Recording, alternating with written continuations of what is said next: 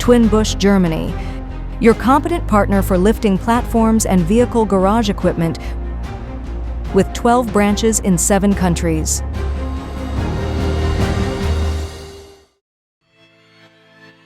Hello!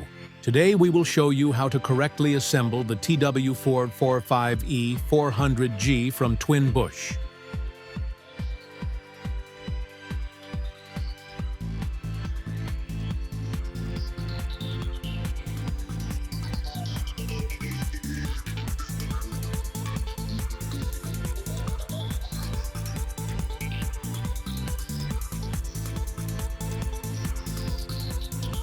Before starting the assembly, you should take some time to consider the optimal position of your Twin Busch lift. To plan the space conditions in the best possible way, it is recommended to first draw a vertical line from the rear wall, leaving space on the left-hand side for operation and working. This baseline marks the edges of the column bases. The motor unit will protrude a good distance beyond the baseline, which you should take into account when planning the escape routes. The clearance distances for the escape routes around the lift depend on the number of people who are expected to use an escape route and are, for example, specified by the Federal Institute for Occupational Safety and Health. In any case, you should allow for at least 1 meter of clearance. We draw additional guidelines along which the edges of the column bases can be aligned. This makes it easy to estimate in advance how the lift will later be positioned in the room. We take the exact distances from the operating manual.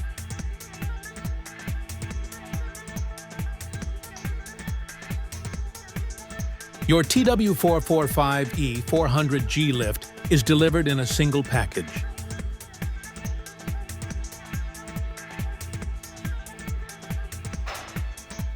In addition, you will need 10 L of hydraulic oil.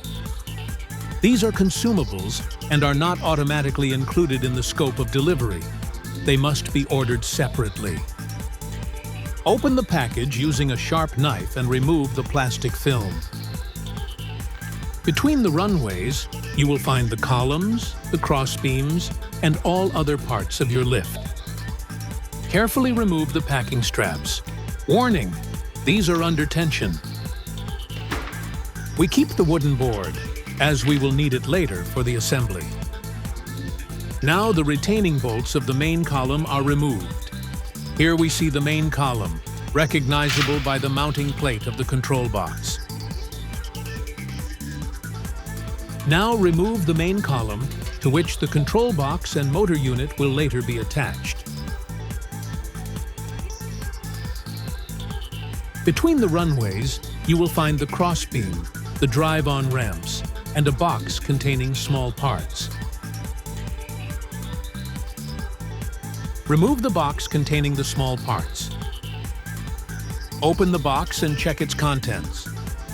The box with the small parts contains bolts with damping rings, washers, snap rings, and nuts for fastening the motor, screws for mounting the protective cover, bolts with washers and snap rings for fastening the runways, as well as safety pins with circlips for securing the steel cables.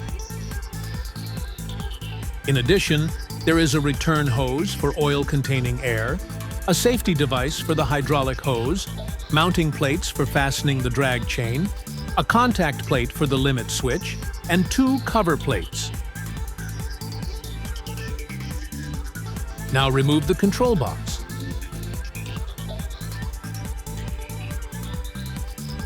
Now remove the retaining bolts of the other columns.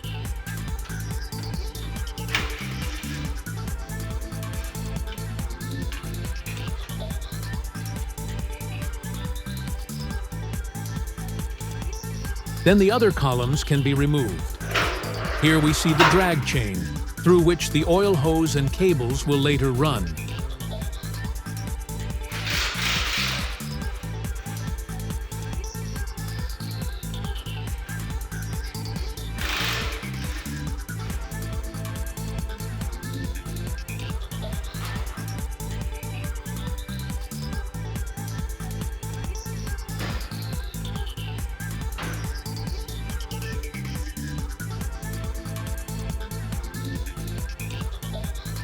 Then we remove the drive-on ramps.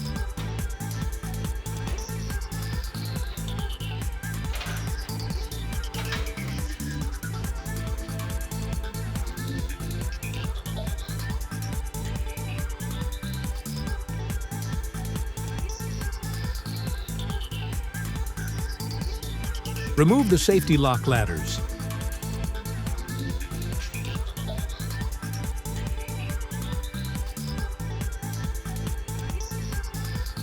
Then we remove the first crossbeam.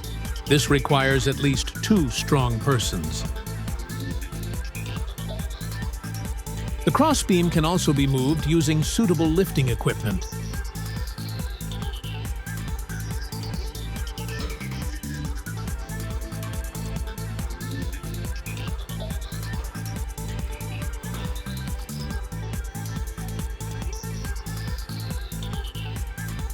Together, we now have the 4 columns, the control box, 2 drive-on ramps, 4 safety lock ladders, and 2 crossbeams. Next, we take care of the motor unit and the motor cover. We remove the motor cover and open the box containing the motor unit.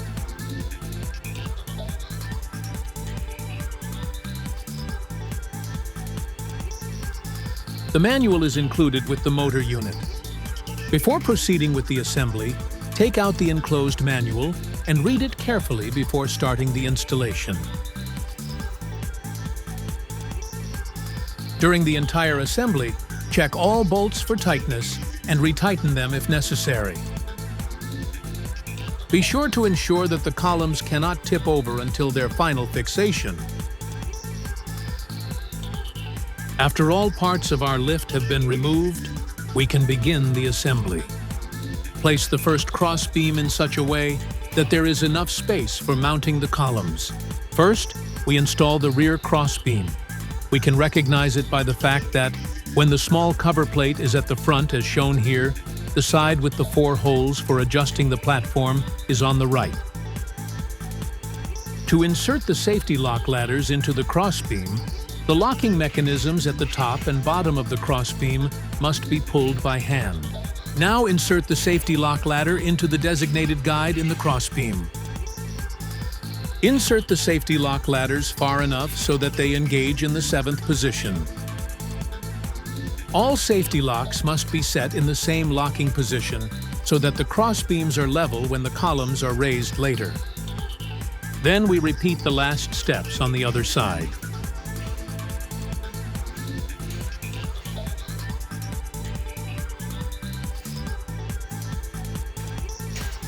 Remove the nut and washer from the safety lock ladder and screw the second nut a good distance down.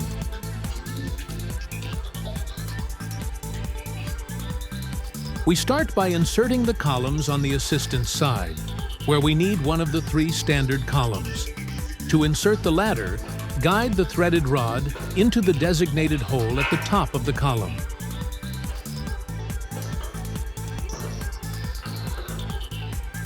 Then place the nut and washer back on from the outside and screw the inner nut upwards.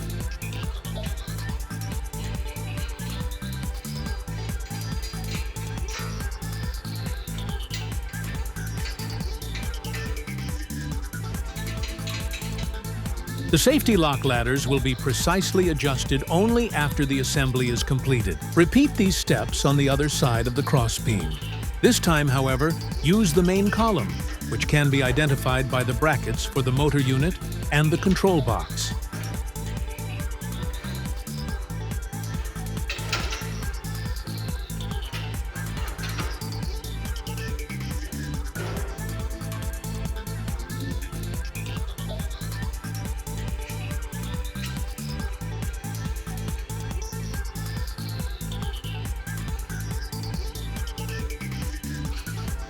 Raise the 2 columns together with the crossbeam and position them in their future location.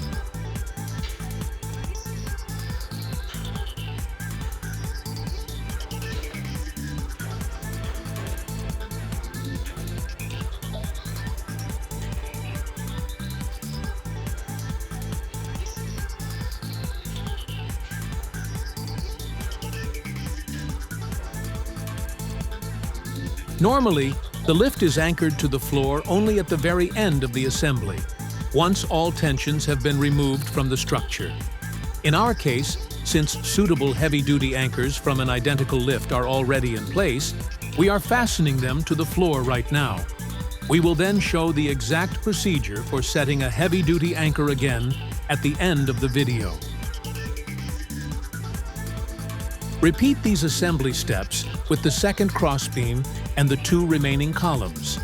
Be sure to ensure that the columns cannot tip over until their final fixation. Then we also move the second pair of columns close to their future position. We do not align the columns precisely yet, as we still need space to position the runways. The columns are aligned so that the large cover plate of the crossbeam is positioned on the outside. Now remove the inner cover plate on the rear crossbeam.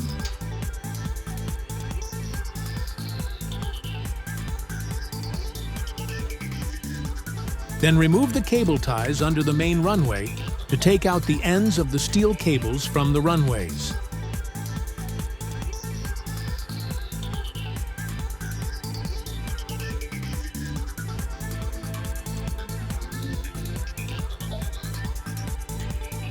Before threading the steel cables, both nuts must be removed from the threaded rod.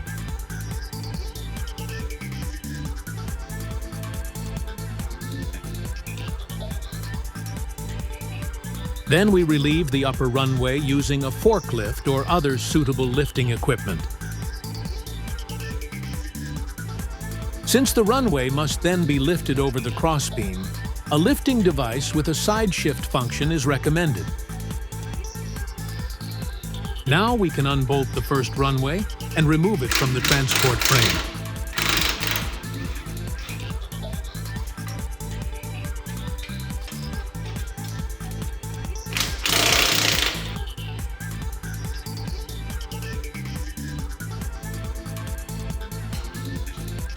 After loosening the bolts, the runway can be carefully lifted out of the transport frame.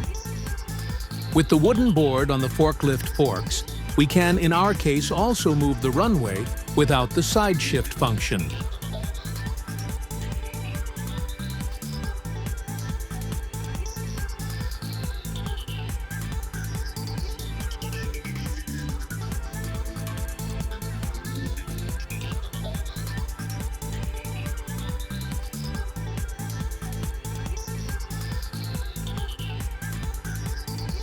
Before placing the runway onto the crossbeam, the ends of the steel cables must be completely removed from the runway. The 2 cable ends are guided into the crossbeam on the left and right sides.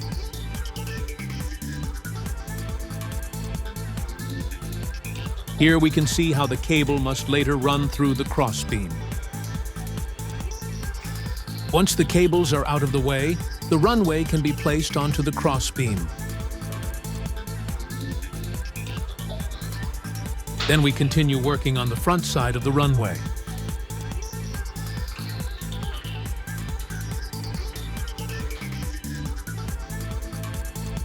Here as well, remove the inner cover plate.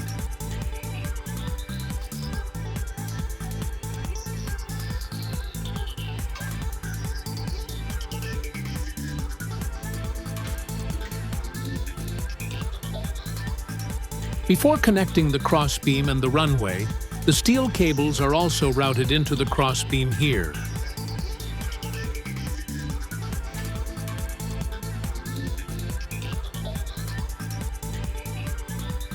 Then the columns with the crossbeam can be pushed in from the front underneath the runway. As a rule, before anchoring the front columns, the lift should be fully lowered once after assembly in order to release any tension in the steel structure. Then the runway is fastened with bolts, spring washers, and flat washers.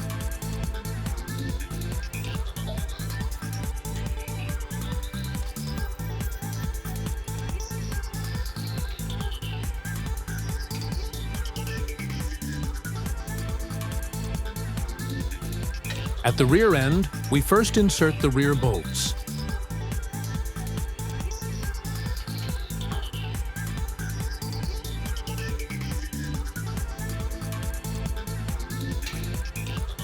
Now, let's also install the roll-off protection.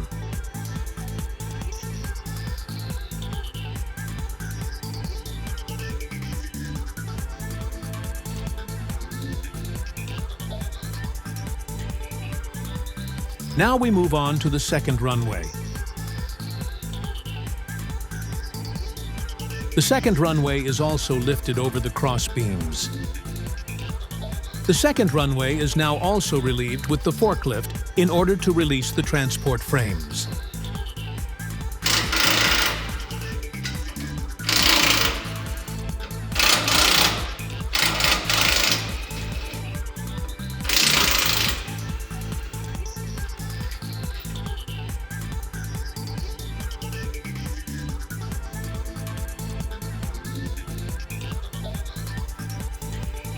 After releasing the transport frame, the runway can be lifted over the cross beams.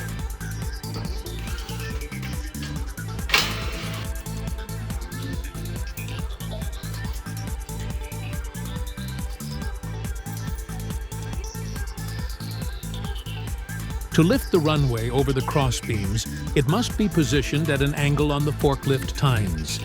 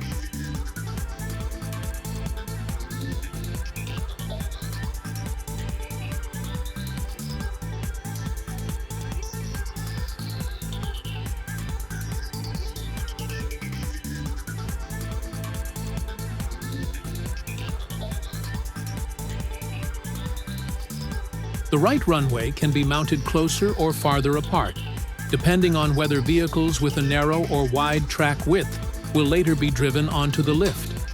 Here, we are mounting it in the wide configuration.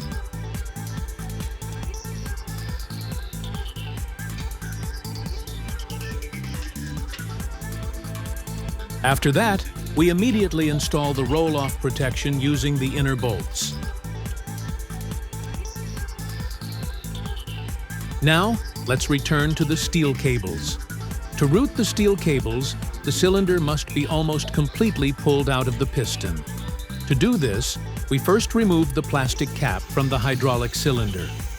Before continuing with the assembly, let's take a quick look at the completed cable routing for better understanding.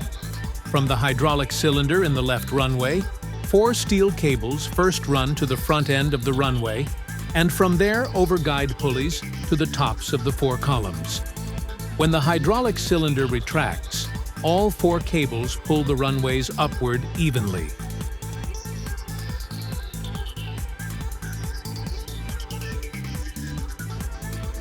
To route the steel cables, remove the guide pulley from the crossbeam by loosening the bolt.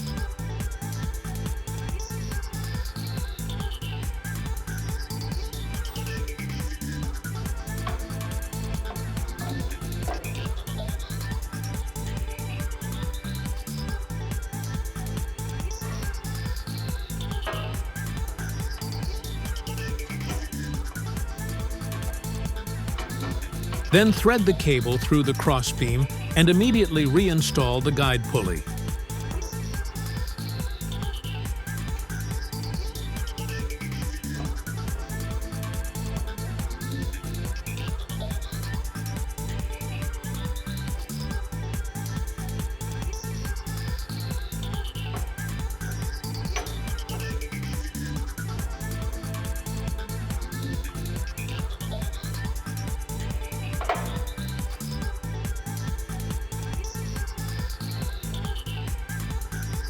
Here we see the cable routing between the guide pulley and the small pulley for the slack cable safety switch.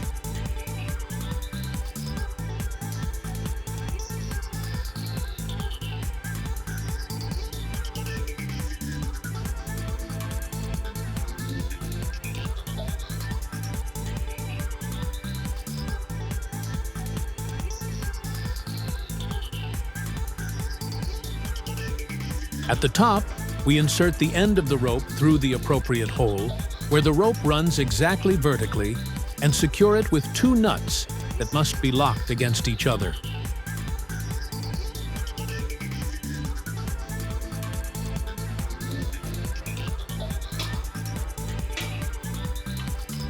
Finally, secure the cable with the appropriate pin and circlips to prevent it from accidentally slipping out of the pulley.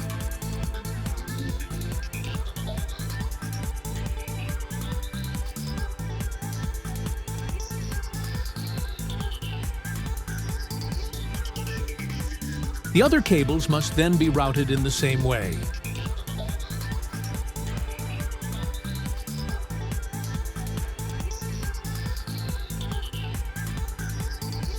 After the cables have been routed, we open the cover on the front crossbeam of the lift.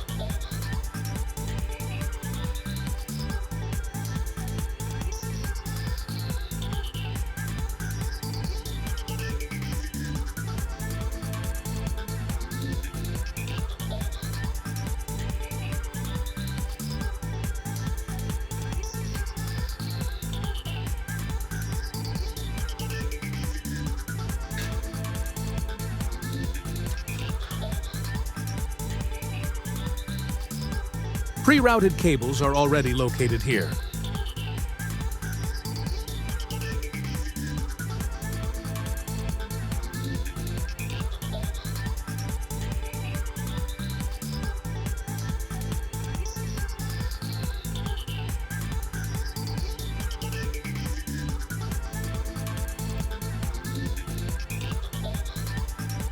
The cables from the right side are routed over to the main runway.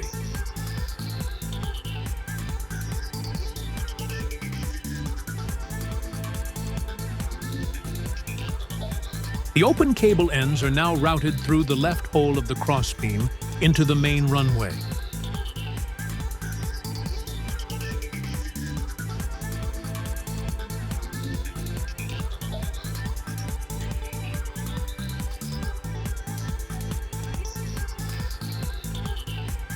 Now, let's also route the compressed air hose for the optional jacking beam. To do this, we first remove the adapter so that the hose can be routed through the crossbeam. Then we route the compressed air hose through the crossbeam to the other side of the runway.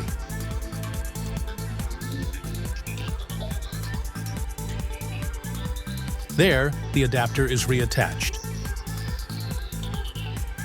Afterwards, the cover can be reinstalled.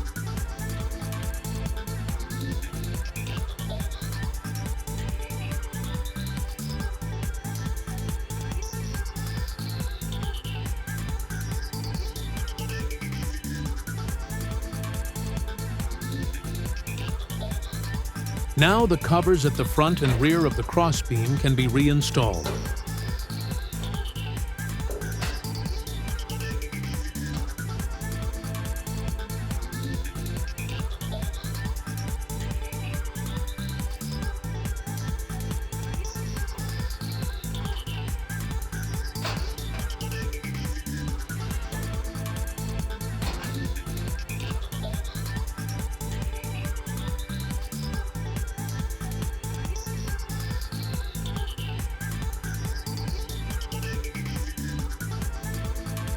Under the runway, the plugs are then connected according to the corresponding letters.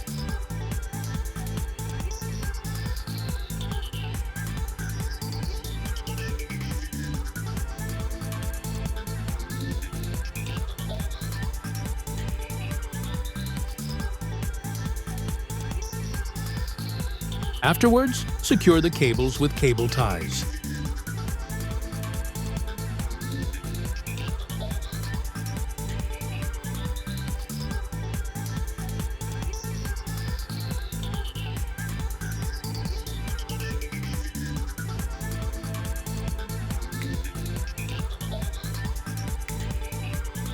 Then the wiring in the rear crossbeam is carried out in a similar way as in the front one. The only difference is that the plugs are not connected directly to the sockets under the runway. The cables from the front and rear crossbeams will be connected later to the cable from the control box.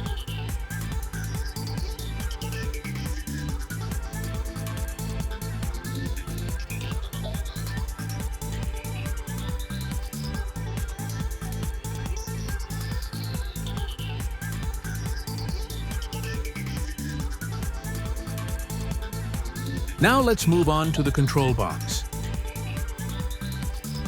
First, we remove the package containing the cables and limit switches.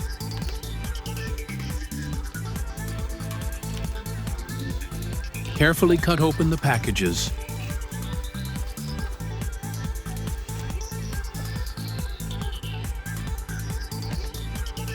Here we see the multi-cable and the 2 limit switches.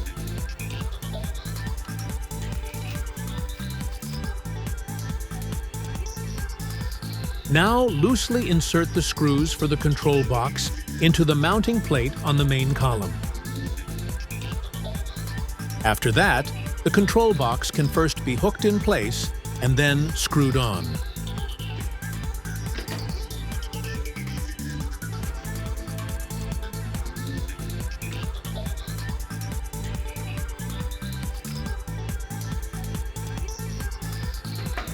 After opening the cover, the control box can be screwed on from the inside.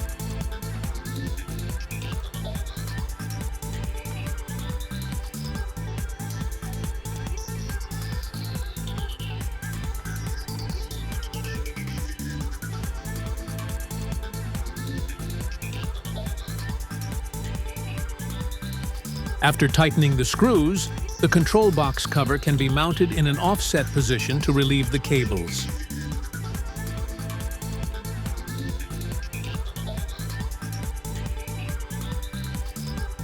Remove the motor unit.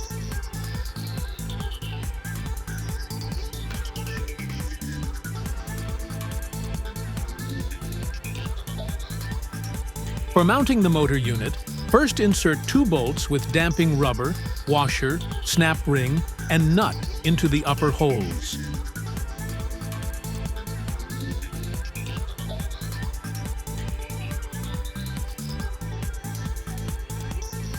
We prepare the bolts for hanging, as shown here, leaving plenty of space between the bolt head and the damping rubber.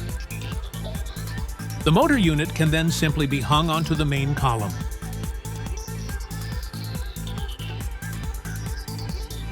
Then also insert the 2 lower bolts with damping rubber, washer, snap ring, and nut, and tighten all 4 bolts securely.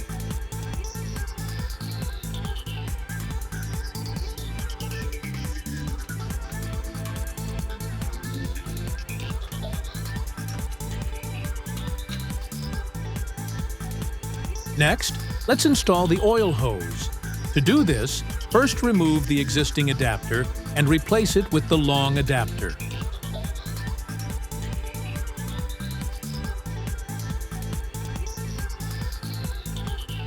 Be sure to reuse the old gasket.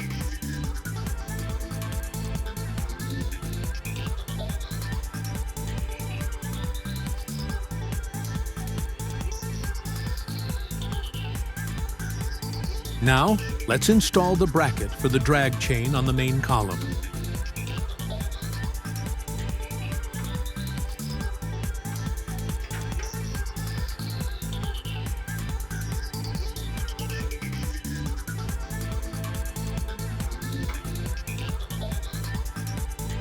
For easier installation, first remove the bars on the inside of the drag chain.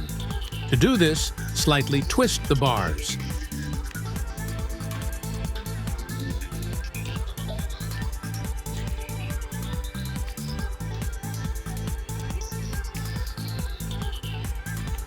One bar should be left in the chain for stabilization.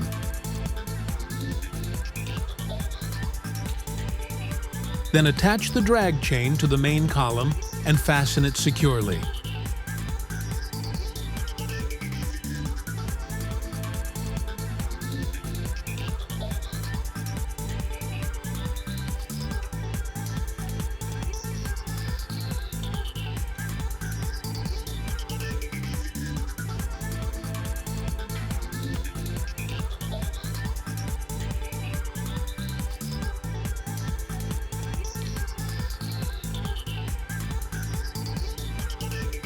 The other end is fastened to the runway with an angle bracket.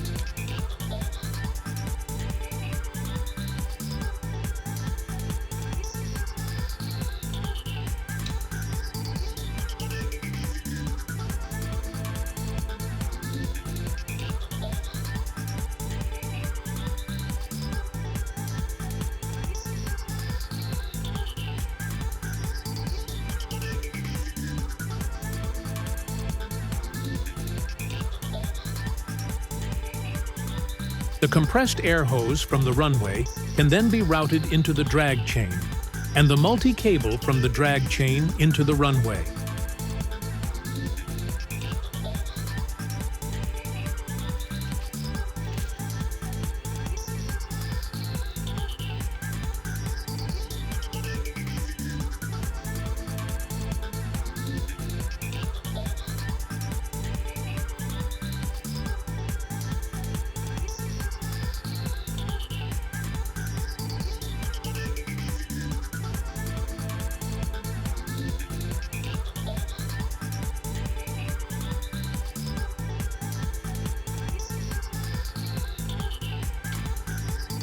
After the multi-cable, the oil hose with the straight end is routed into the runway side.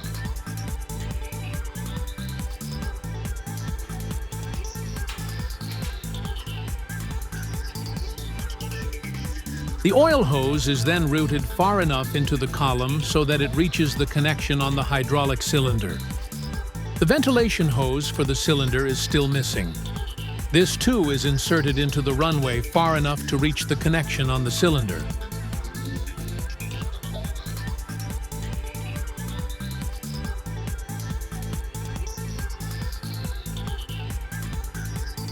Now we first connect the hydraulic hose to the hydraulic power unit.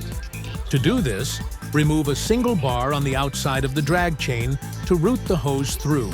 Then the curved end of the hydraulic hose, together with the hose safety device, is connected to the extension of the hydraulic power unit.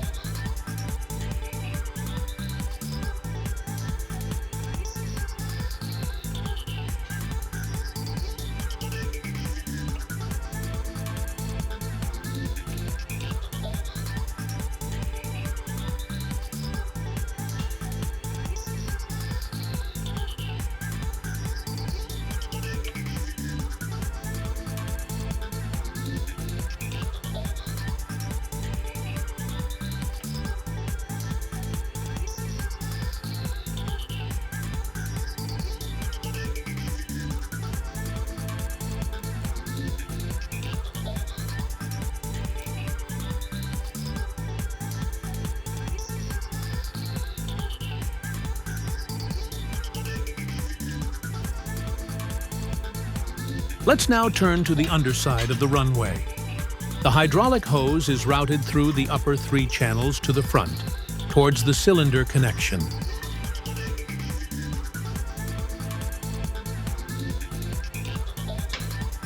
Then securely screw the hydraulic hose onto the hydraulic cylinder.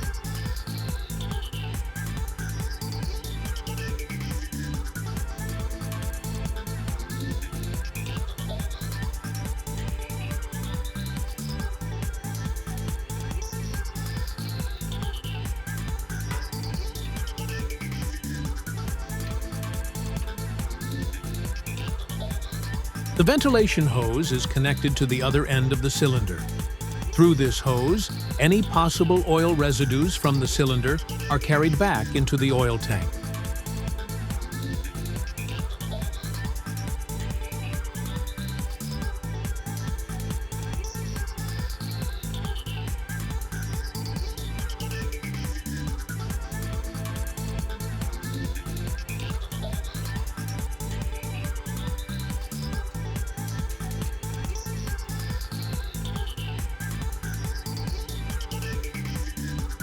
Now, let's move on to the wiring between the multi-cable and the open ends.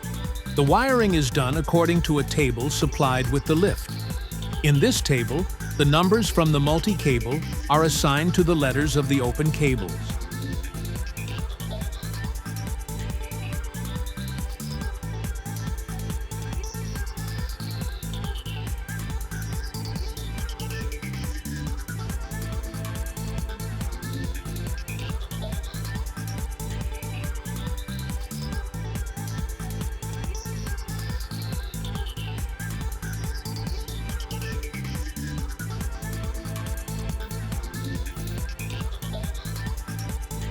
After connecting, secure the cables with cable ties.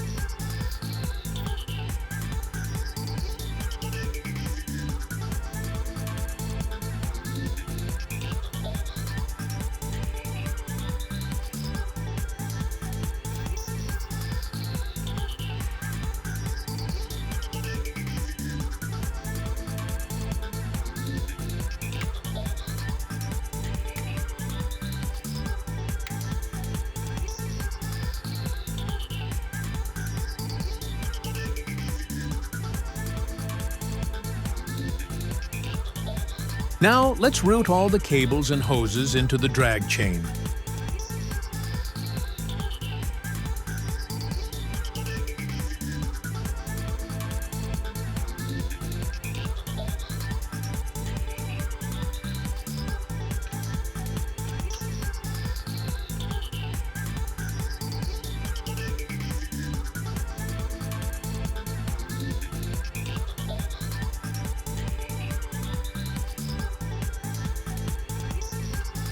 The ventilation hose is routed together with the hydraulic hose to the hydraulic power unit. The compressed air hose ends here for the time being in the drag chain. If you require the compressed air connection for a jacking beam, you must establish the connection to your workshop's compressed air system at this point. Then the bars of the drag chain can be reinserted.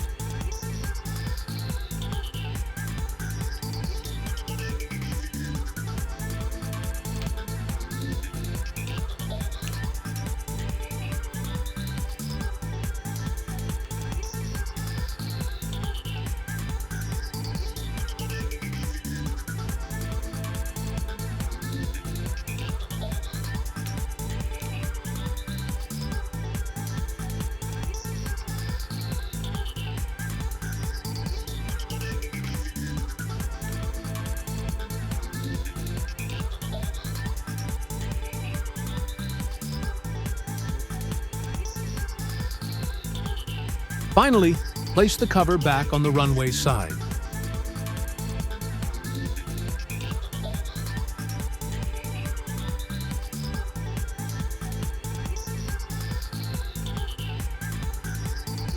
Now, let's quickly install the contact plate on the crossbeam at the main column.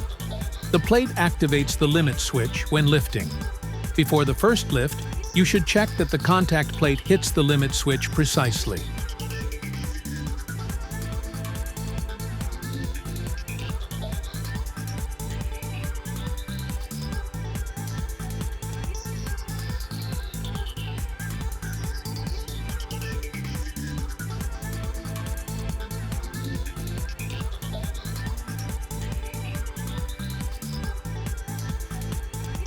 Then the limit switch belonging to the contact plate can be mounted at the top end of the main column. The cable of the limit switch is routed through the designated channel down to the control box.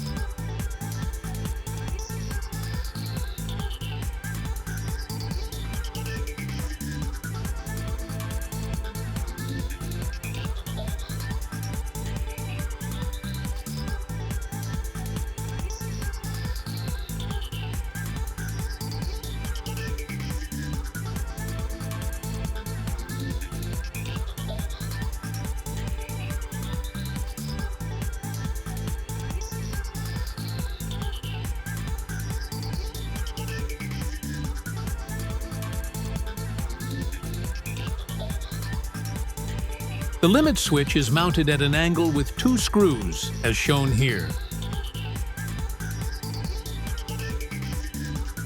The end of the limit switch cable is routed into the control box at the bottom.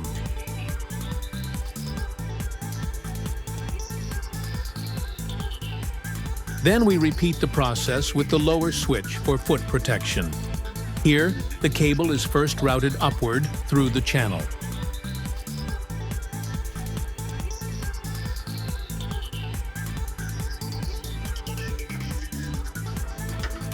The limit switch is then mounted vertically with 2 screws. Before mounting, we make sure that the actuating arm, as shown here, is positioned at a 90-degree angle to the switch. The cables from the foot guard switch are also routed into the control box.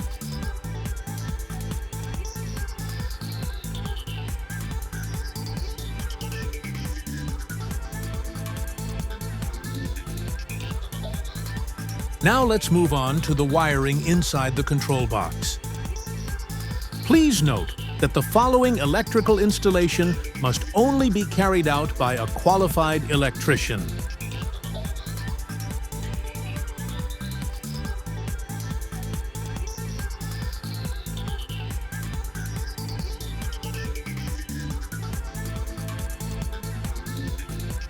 First, we route all open cable ends into the interior of the control box.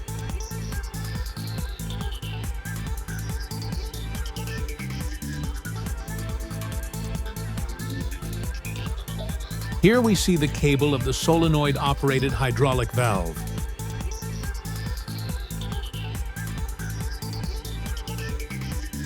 Next comes the multi-core cable.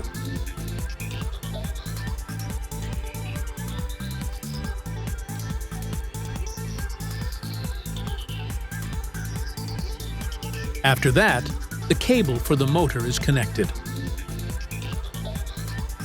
For the exact wiring inside the control box, please refer to the operating manual.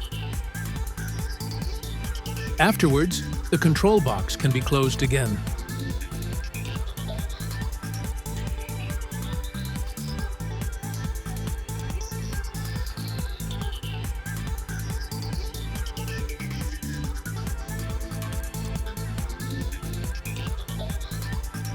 To fill the oil tank, we first remove the solenoid-operated drain valve to create more space. Then the oil tank cap can be unscrewed.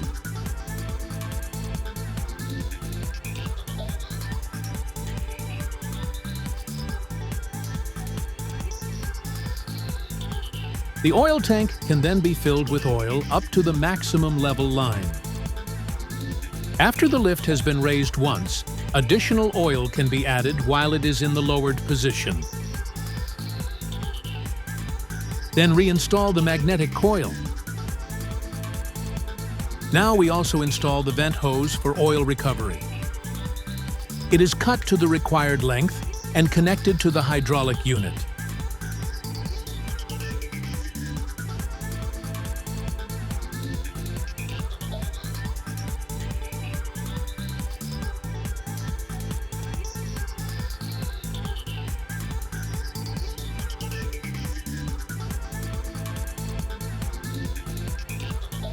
Then tighten the nut securely.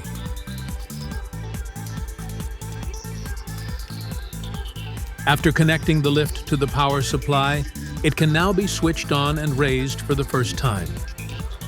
Since the slack rope protection has not yet been tested, please also hold down the side button on the control box while raising the lift.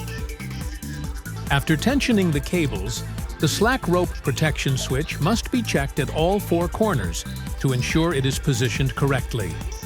The actuating arm must be above the nut, as shown here. Afterwards, the lift can be fully lowered to release any possible tension between the columns. This allows the columns to slide precisely into the position where they are to be anchored. Then the lift should be raised completely once to test the limit switch.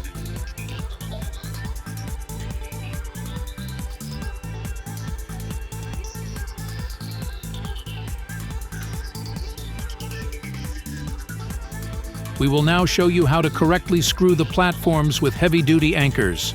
Using a 2-post lift as an example, it is essential to note the required depth of the drill hole and the concrete thickness. If the heavy-duty anchor is not properly sunk into the concrete, or if the concrete does not meet the technical specifications, the stability of the platform may be impaired. Please refer to the operating instructions for the exact technical specifications. The platform does not need to be moved to set the heavy-duty anchors. Drill vertically and note the required depth of the drill hole. Clean the drill holes carefully, for example by blowing. Drive the heavy-duty anchor in carefully and straight using a sledgehammer.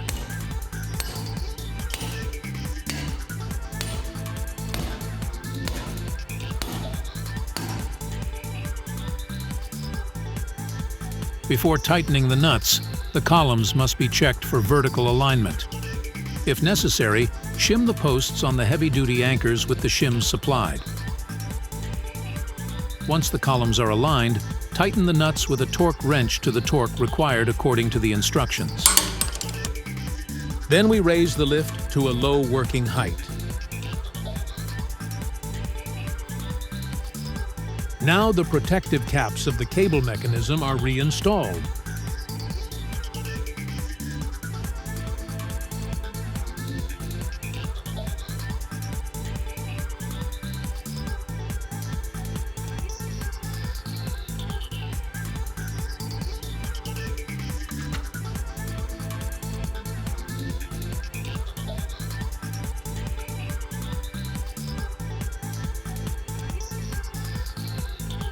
Now the drive-on ramps can be installed.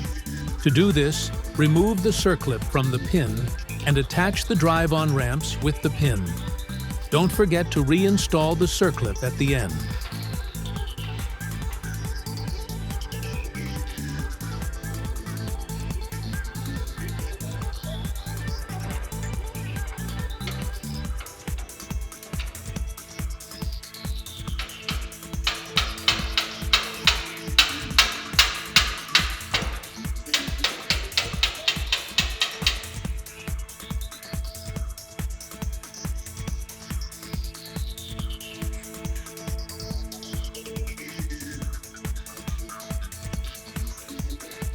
Finally, the protective cover for the motor block is installed.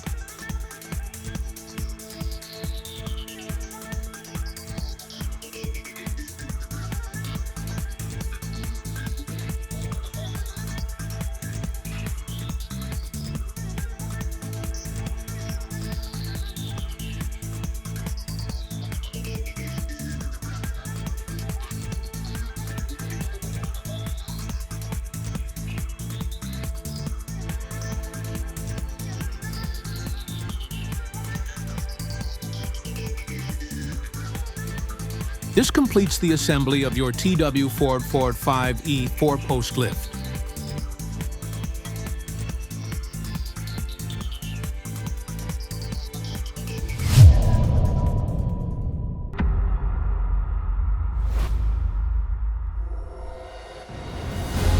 Visit us in one of our branches. With 12 branches in 7 countries also in your area. We offer advice and product demonstrations in our showrooms, as well as sales and technical service on-site with our service fleet. Warehouse logistics with large stock of products available for an immediate delivery.